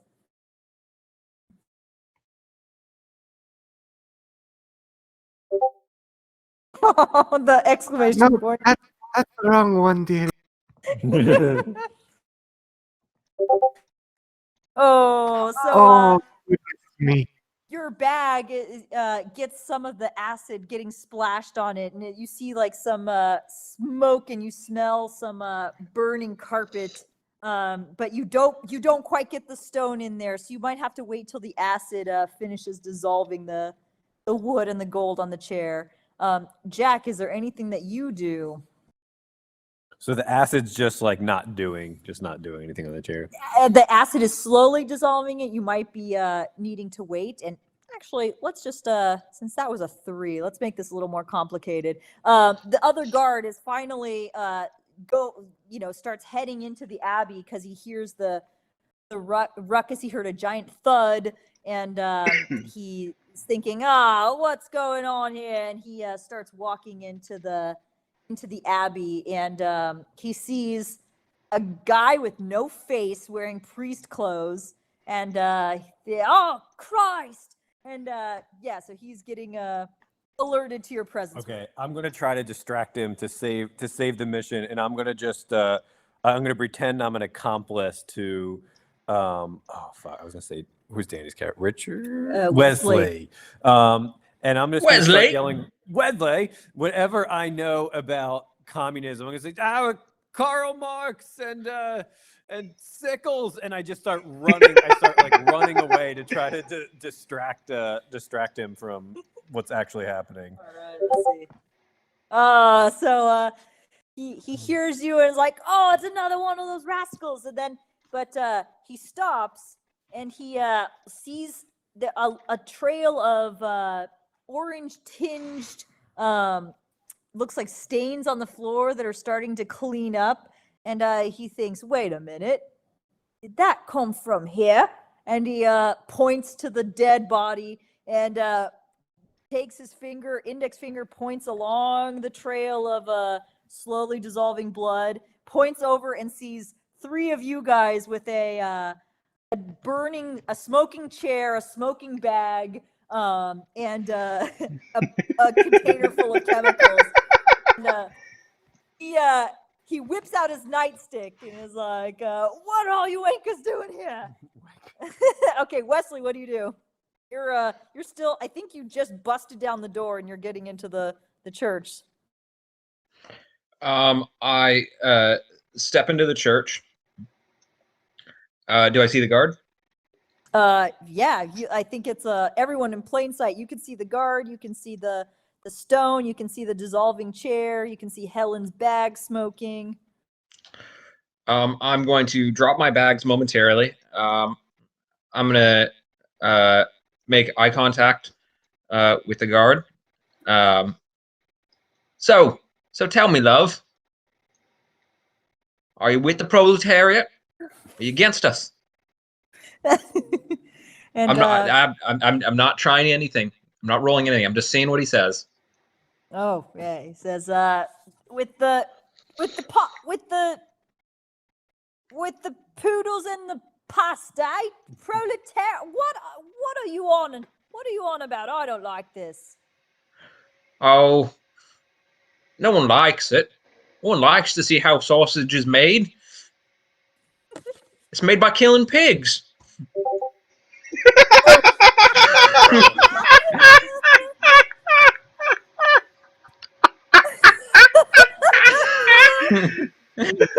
All right, Wow. God. I tried to take a swing at him with a sickle. Wow. So one, he didn't get the cops are pigs joke, which is probably the most hurt of all. And Yeah. the sickle, you completely miss. The cop realizes what's going on, and he ducks and gets the nightstick, and he whacks you on the back, and you fall, and your sickle goes skidding across the tile. Sorry. You don't kill any. I want to live a warrior, I die a warrior. And Richard, what do That's you my do? turn. You're seeing this scene happening. The guard just hit Wesley on the back. The sickle is gone. And yeah, your turn. So is the guard focused on Wesley? So we just hit Wesley, but he pointed his finger, so he knows you guys are there. He's going for you next. How far away is he? He is, let's see, if you're looking at the map, he is in the area where it says the sanctuary. Yeah, sure. So sanctuary, and he is right in front of the staircase, so he has plain view of you, but he's a good 100 feet away or so, not within a stabbing distance. Okay, but maybe within that's fair. shooting distance. Yeah, hey man, sometimes you just gotta take it as the cards are given. I kind of look like, oi, pig! Yeah, he turns over and looks at you. As his eyes meet mine and the barrel of my rifle, I say, "How's about a spot of bacon, bitch?" 9. Oh, all right. So you actually land, and yeah, you fire, and you get him square between the eyes, and he falls over and is out cold, and you've got another pool of blood that you're gonna have to clean up after all of this. So after I pull the trigger and see that he's dead, I kind of look back at Jack and go, "Oh, god damn it! You know what I should have said? I should have said, how about a bit of spotted dick? Yeah, because my name is Richard. Not god damn, I'm a horrible person. And I start just sulkily walking over to go drag the body into the janitor closet. Would have been better. Would have been better. How's the acid? You could have doing? said it's time to drop the hammer. Oh. Oh, shut up, Red. I pull out a cigarette and start smoking it. Goddamn fucking Ruskies, always chatting about all this goddamn shit. He fucking poofed us. And I just start walking away. So now it's Helen. You have your bag has finally stopped smoking. The magic has repaired the bag at the ends, and yeah, the chair is sufficiently dissolved, but now the acid is starting to eat into the stone. So you have act quickly. What are you gonna do? You take the tip of me umbrella, and I'm going to use it as a little lever to pop that little stone right into me bag. All right, go ahead. Nice.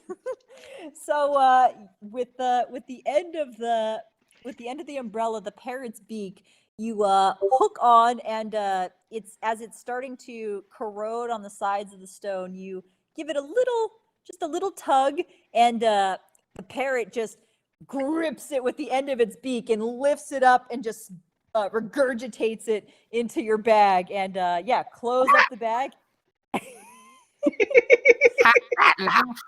Yes. No, no, no, no. Oh, thank you, dearie. I needed that one.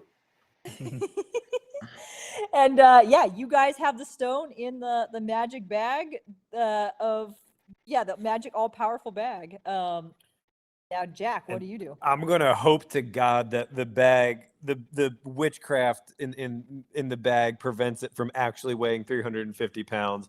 And I'm gonna go walk over and try to grab the bag and just sling it over my shoulder and start hightailing it out Are of you there. worthy? Wait, what's that? Are you worthy?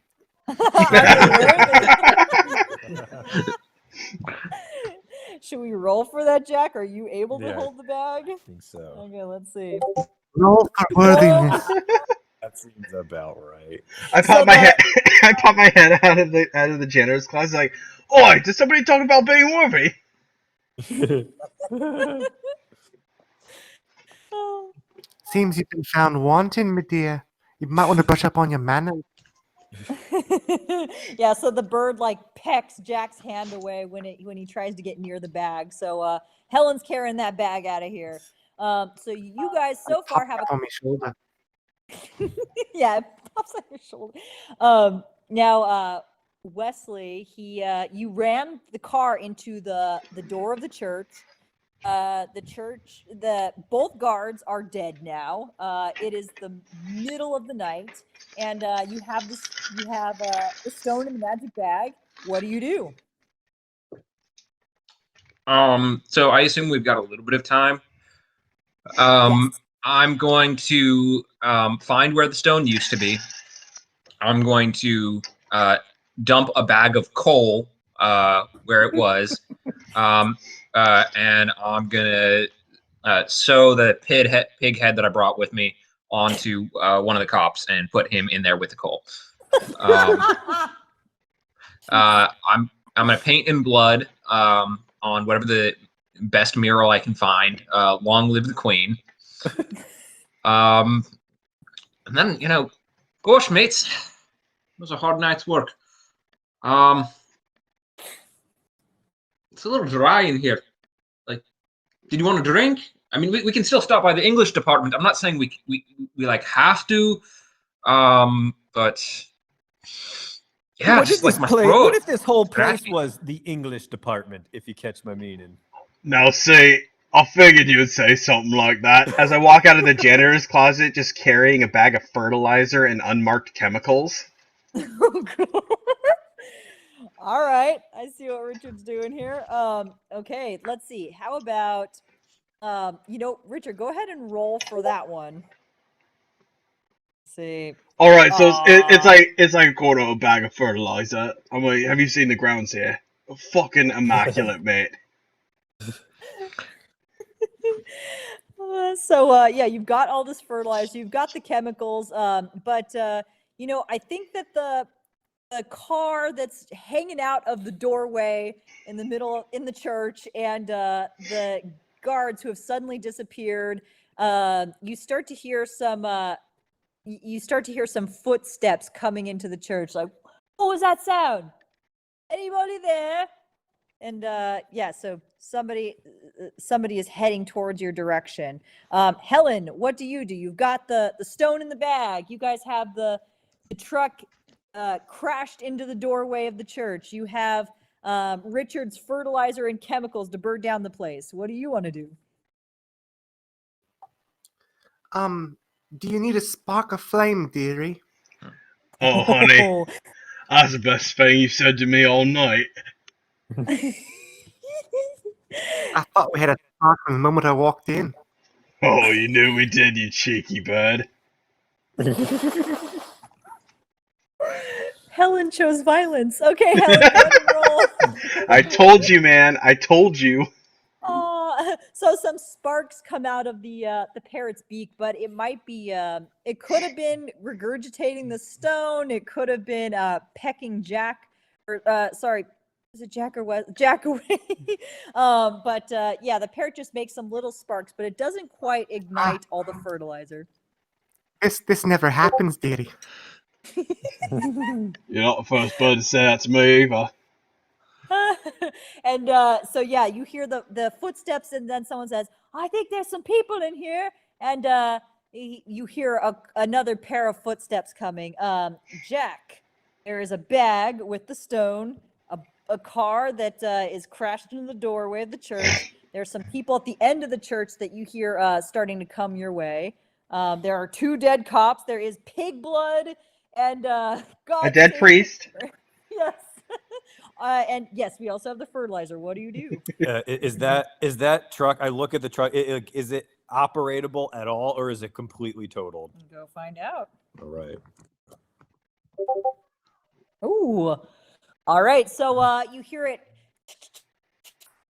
and the truck actually starts up, and you start backing it out of the doorway. At this point, you start to hear some police sirens off in the distance. Perhaps some of the monks have found their friend and have called the authorities, and see that there is no chair anymore. There's a giant pig head. But yeah, you start hearing sirens. You're in the car. I'm going to try to drive that car right through the center of the Abbey and pick up my friends and go out and see if we can just exit out that way. All right. Wesley, before Jack comes and picks you up, is there anything else you want to do after you put pig blood everywhere in a pig head? Which is important. Ugh. You know, sometimes I wonder if I'm putting pig blood on a wall because it's really what I was meant to do, or if I've just gotten carried away with all of this. And I muse for a second while I wait for the truck to show up. That's it. Nope. Just a little bit of self-reflection. Okay, just a little bit of self-reflection. Richard, you have all this fertilizer and chemicals and a car coming your way to pick you up. What is your last roll or your last action? All right, so I'm going to take the bag of fertilizer, put it on the chair, throw the chemicals at it, and try and light it on fire. All right, go ahead and roll. Let's see if it works. Ooh, so yeah, you start it up. It starts to ignite, and it starts spreading. It's not a roaring fire just yet, but it spreads enough to where the monks that were starting to come out and try to find you, they're stopped by the fire, and they see this giant truck in the middle of the Abbey, and they see in horror the stone is gone, and there's a pig head, and this dirty janitor who is lighting things on fire, and a sweet little lady who has a bag of God knows what. Helen, what is your last action? I opened my umbrella and cast a gale. Gale force wind. Go away. All the roses. All right, Helen, go ahead and cast that gale and see if we start the fire even more.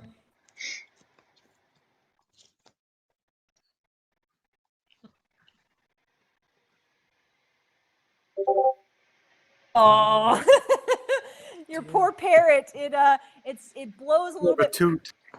It gives a toot. And yeah, with a little toot, it starts to kind of blow the flames, but the flames are organically beginning to build, and the smoke is filling the church. And you guys are, realize you'd better get out of here and hop into the car. So you all get into the car with Jack. And Jack, any final words or final actions? There's a fire going that Richard started. Helen's been trying to stoke it. Wesley is reflecting on all the things he's done. What is your final? I'm going to yell at everyone to get into the truck, and after that, we're going out. We're pointing right at the cops that are coming into us, or that are coming into the Abbey to try to stop us. And they can either die or get out of the way, and we're just going to go right out the front door that way. And then I'm assuming just be chased. All right, let's see if you get chased or if you clear him. Ooh, shit!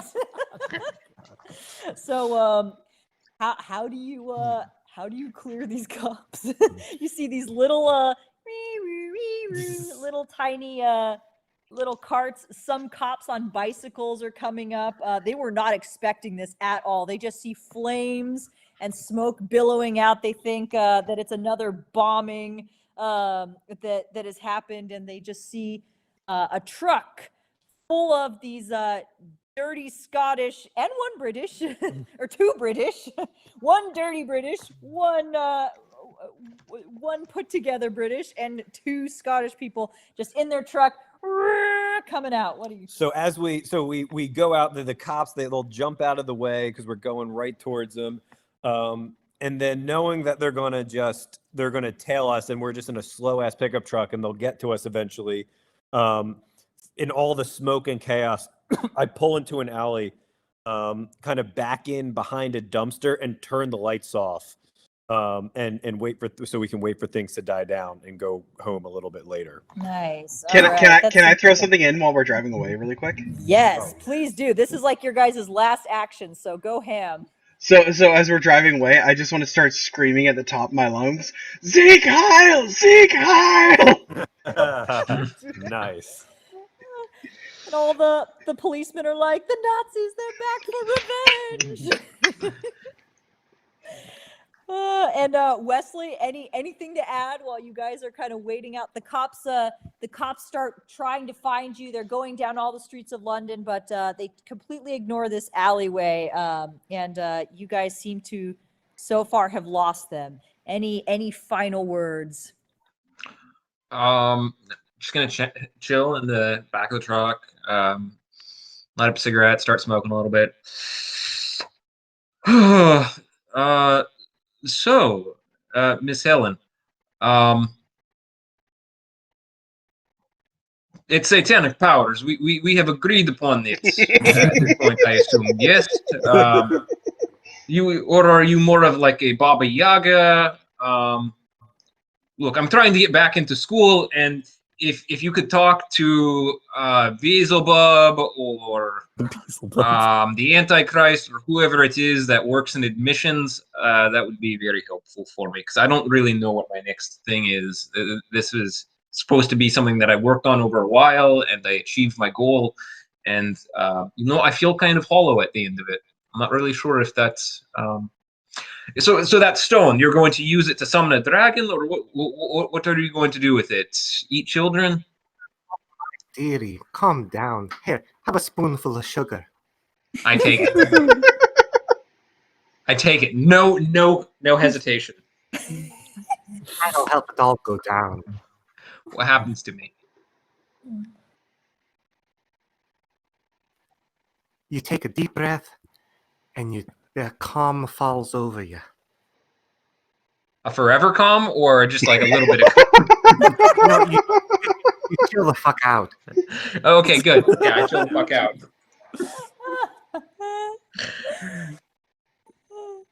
Then Richard, any final words? We've got a nice chill sedated Wesley. Helen hasn't told us her magic secrets with her bag. Anything else, Richard? All right, boys and lady. We got 10 hours till we get back to the comings and goings. I'll say we crack a pint now, and I pull out a couple bottles of brewskis from a bag. Put on my gas mask, hook up one of the Alright. bottles to it, and just start chugging. And we all have a good laugh. And yeah, I absolutely chug with him. Oh, excellent. And that was not what I was expecting at all. But that was delightful. So, let's little epilogue here. A major search took place, but they ended up not finding the stone. You guys brought it back up to the bar, and you displayed it on Christmas Day, and all the students had a party, and it took a good couple days for the authorities to realize that yes, indeed, that was the stone. Yes, indeed, that's where you guys brought it. But when they tried to figure out your identities, you had already whisked off into the wind. Perhaps Helen flew off on her magic umbrella, but they were unable to identify you guys. There were no witnesses. They just found the stone in the bar and ended up returning it. But even though it was a bit of a haphazard heist, you ended up really bolstering popularity for your movement, and it ended up making the Scottish, helping out, making your movement more popular, and you guys became synonymous with devolution and national political movements after the 1950s. You guys are little small town heroes. Any epilogues? Do you guys want to talk about what do you do after your stone heist? Yes, actually, I have one question first, though. So, was the body of the priest found with my identification card in it? I'm sure it was. So, what do you think happened? Come back to me on that one. All right, let's see. Helen, what did you do after you returned the stone and became a little local hero? Well, I had another pint of hard Cockins cider, and then I flew off on an easterly wind, off into the ether. Delightful. Wesley? Wesley decided, after successfully orchestrating a Scottish exit or Skexit, to move to Russia and become a political philosophy teacher that would go on to invent Facebook. Oh my goodness. Okay, Jack. I go. I'm a man of my word. I go and I return that truck, that bloody, awful, stinking truck, to Ladyfingers at her farm, and I kind of have this renewed sense of purpose and this new outlook on life, and I'm ready to open the next chapter. And she did end up cooking you a fish in the oven. I love that fish. Richard, what is your fate? So, sitting at the bar with the guys before we and lady before we decide to part ways and everything, I kind of look at them and was like, you know what? I'm probably gonna be considered dead now. What with my whole, ID card falling in that dead priest. I think I'm gonna go live with the Yanks for a while. Maybe move to the States. I'm gonna have to change my name though. Maybe I'll go. Maybe I'll change. What do you guys think of the name John Holmes? Sounds good. I don't know who that is. Should I know who that is? He was a porn star from the 70s with a I'm not sure who it is off the top of really my big head. penis. Yep. All right. Yep. I support 110%. Oh, Aye, mate. Sounds about right to me. Hold on, just gonna Google dare I? that. Yeah. Perfect. Oh, it's just normal pictures of him. Where's the? Oh. Oh. You know,